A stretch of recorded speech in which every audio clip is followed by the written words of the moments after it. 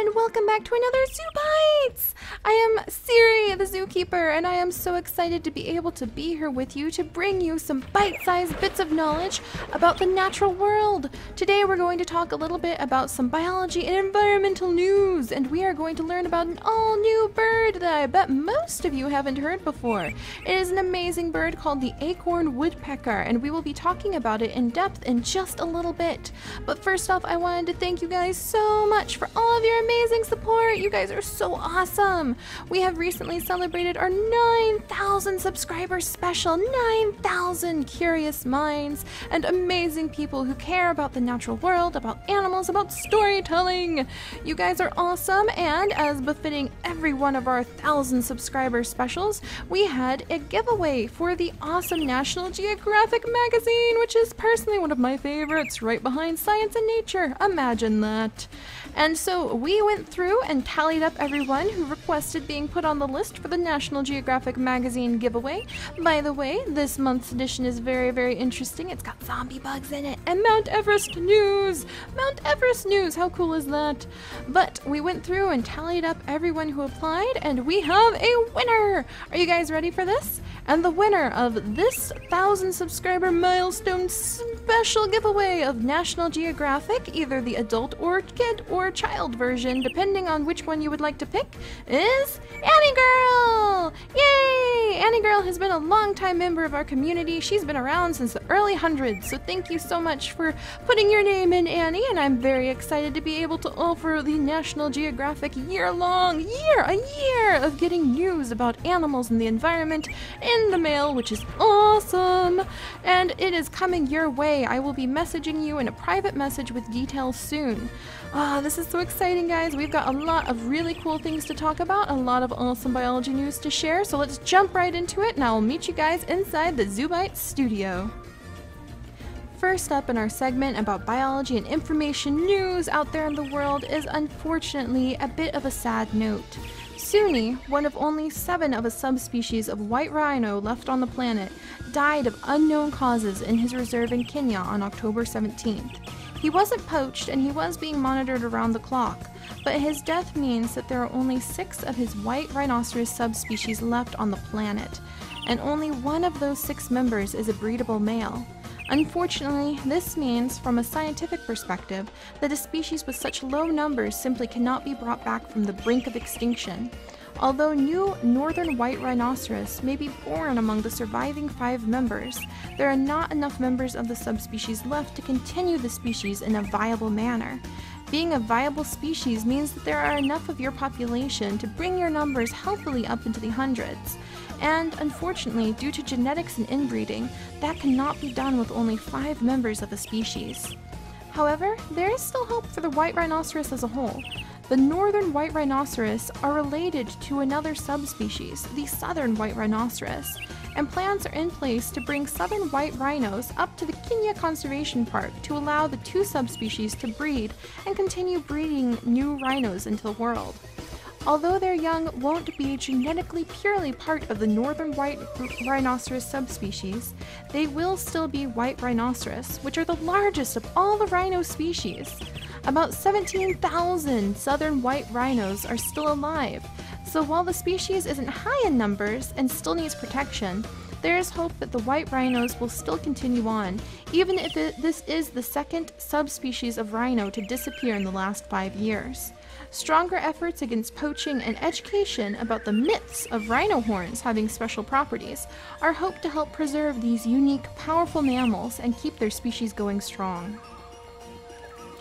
On a lighter note, visitors to the Outerbanks beaches of North Carolina were in for a big surprise a couple weeks ago, when right off the coast they managed to see a feeding frenzy of over 100 blacktip reef sharks. Blacktip reef sharks can grow up to 5 feet in length, which is quite big, and they were chasing tiny little marlin fish, which were only about 4 to 6 to 8 inches in length depending on their juvenile stage. It is one of their favorite foods, and the marlins were swimming in schools. The blacktip reef sharks pursued them, and they went right up to the shoreline. So these giant sharks, which are quite large, I mean we're talking about 5-foot sharks, were beaching themselves because they were pursuing the fish so eagerly.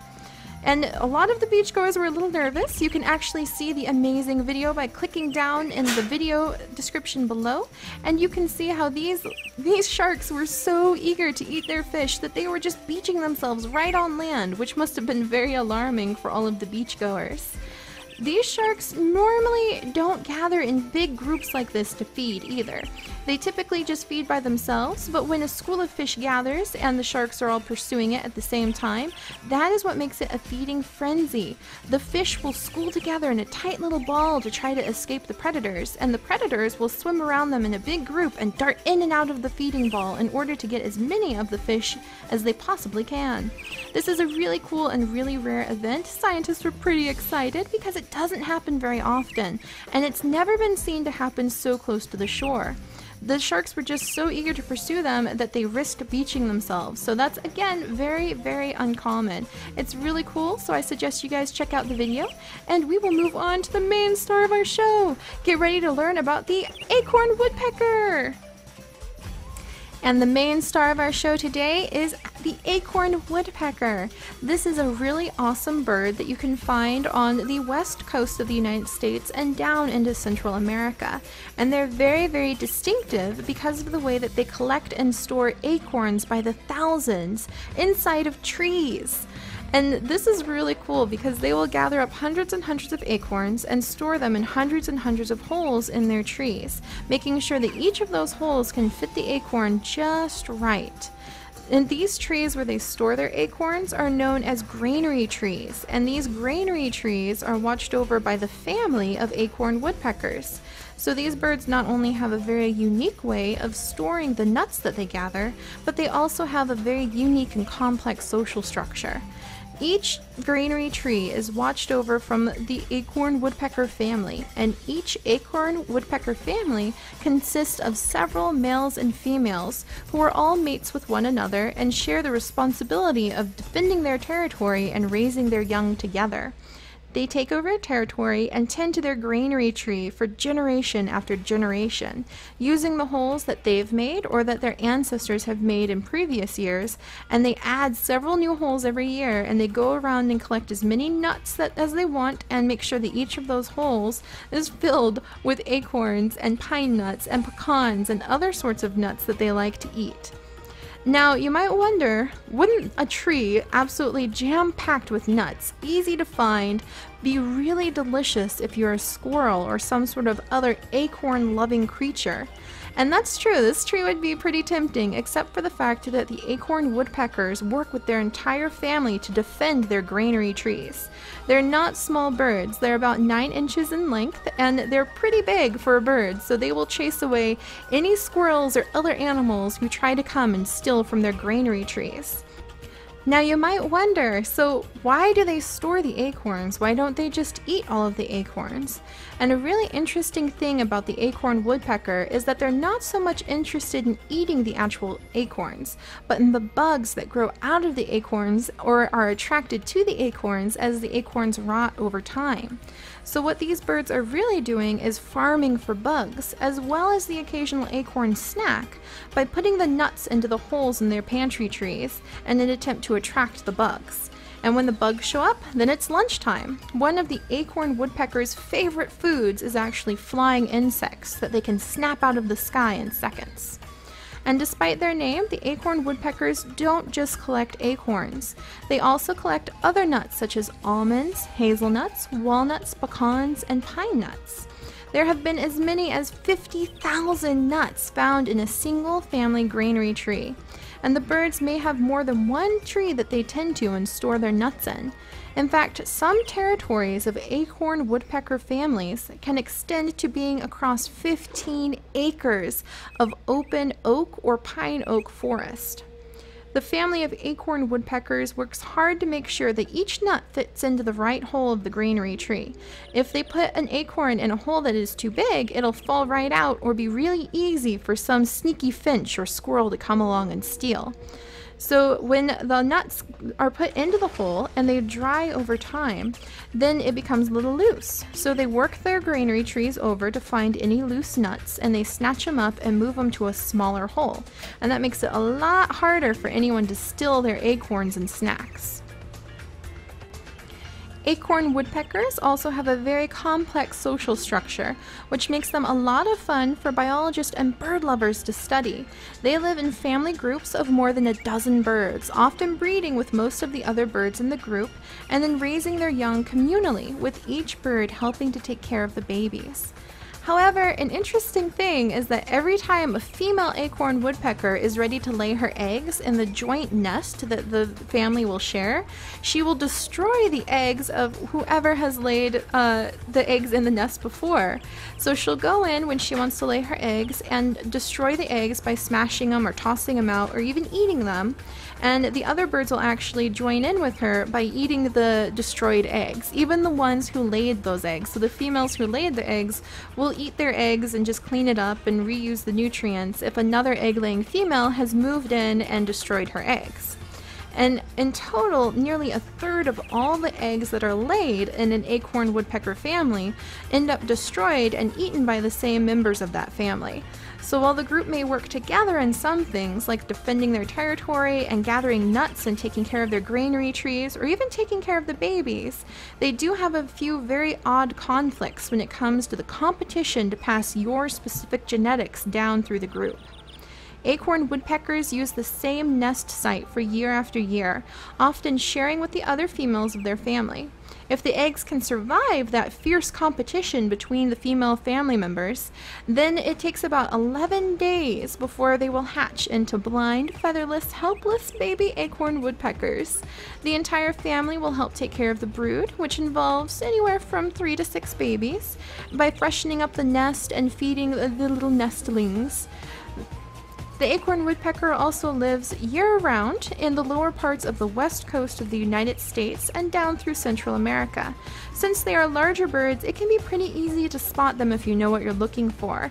Basically a flash of black and white feathers with a splash of red feathers on their forehead. They enjoy being out among open oak and pine forests the best, where there's a lot of nuts and other things for them to eat.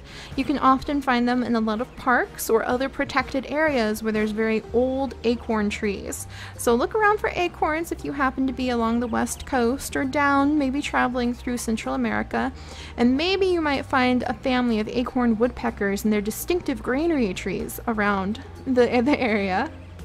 And of course, while the acorn woodpecker is an awesomely interesting bird, there is a bit of conflict among humans because they consider anything wooden to be fair game for their granary sites. Power poles and houses, and sometimes some of the more delicate wooden structures that we as humans build are considered perfect for an acorn woodpecker family to move in and start storing their nuts. However, if you live in an area where there's problems with acorn woodpeckers, don't worry, there are local wildlife groups who can help you learn how to chase the birds away from your territory and not knock down your power lines or put holes all over the walls of your houses. The acorn woodpecker is a species that's considered to be doing quite well right now. Although their numbers have most likely historically declined due to the loss of their habitat, which is the native old oak forest, in the past few centuries, their numbers are still pretty high. They're estimated to be up in the 5 to 7 million range. So that's pretty high. They're doing pretty good.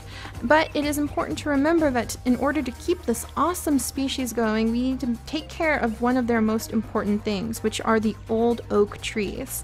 Those old oak trees take a long time to grow before they can produce enough acorns to feed such prolific collecting birds.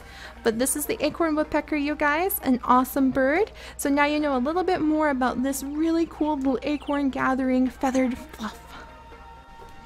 Alright, and that's it for today's Zoo Bite, guys. Thank you so much for joining me as we learn a little bit about the amazing planet that we all share. Isn't it so awesome? I hope you guys have your curiosity satisfied and that you've got even more questions to ask about the natural world.